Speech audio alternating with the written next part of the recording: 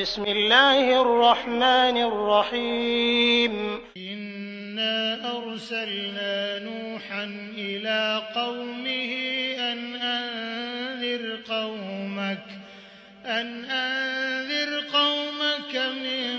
قبل أن يأتيهم عذاب أليم. قال يا قوم إني لكم نذير مبين